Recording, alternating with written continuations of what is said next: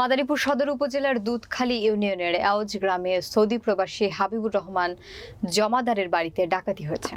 বিস্তারিত থাকছে মাদারীপুর নিজস্ব প্রতিনিধি ইসমাইল খান হৃদয়ের প্রতিবেদনে। সোমবার রাত 2:30টার দিকে 15 জন ডাকাত দল বাড়ির ছাদের পাশের রুমের গ্রিল কেটে বাড়ির ভেতরে ঢোকেন। বাড়িতে থাকা সবাইকে দেশীয় অস্ত্র দিয়ে মারধর করে বেঁধে ফেলেন। এ সময় ডাকাতেরা ঘরে থাকা নগদ 2,68,000 টাকা, 30 ভরি অলংকার, 2টা ল্যাপটপ এবং 5টি বিদেশি ঘড়ি লুট করে। ভোর 3:30টার দিকে পালিয়ে যায় ডাকাত দল। বাড়ির সদস্যরা 999-এ ফোন করে পুলিশকে খবর দেয়। খবর পেয়ে পুলিশ, র্যাব ও সিআইডি ঘটনাস্থল পরিদর্শন করেছে। ঘটনার সময় বাড়িতে বাড়ির মালিক হাবিবুর রহমান জমাদ্দার, স্ত্রী চায়না বেগম, বড় মেয়ে রাত্রি ও তার স্বামী কাতার প্রবাসী সৈয়দ রাজু ও ছোট মেয়ে প্রিয়াঙ্কা উপস্থিত ছিলেন। তবে তাদের শারীরিক তেমন কোনো ক্ষতি হয়নি বলেন জানান বাড়ির মালিক হাবিবুর রহমান জমাদ্দার। ঘটনাস্থল পরিদর্শন করেন অতিরিক্ত পুলিশ সুপার মনিরুজ্জামান ফকির, আলাউল হাসান ও মাদারীপুর মডেল সদর থানার ইনচার্জ সালাউদ্দিন। 2:30 তখন আমরা ঘুরে দেখছি 2:30 বাজে।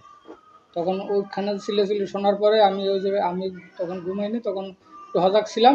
তখন একচোটে ওড়ার সাথে সাথেই আমি শোয়া ছিলাম, ওড়ার সাথে সাথেই ওরা দরজা ভাঙিয়ে শাবল দিয়ে একদম 3-4 লাথি দিয়েই ওরা ঢুকে যায় আমার ঘরের কাছে। আমি এবার লাগে জড়াজড়ি করা ধরছি, এই ভিতরে ওরা 7-6 জন আইয়া আমার ধরিয়া হাত পা ভাঙি গেছে, মুখ ভাঙি গেছে।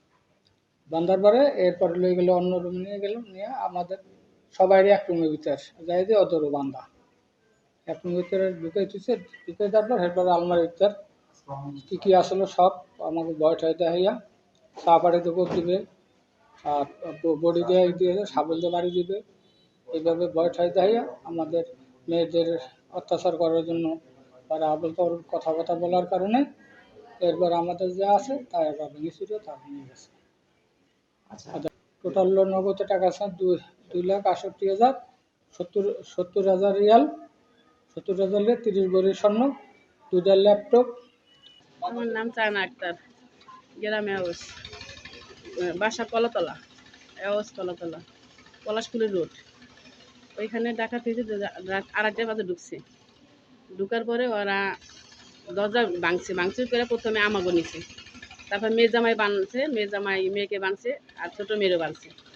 বাঁধার পরে তোমার যে আলমারিতে যা ছিল সম্পূর্ণ সব নিয়ে গেছে।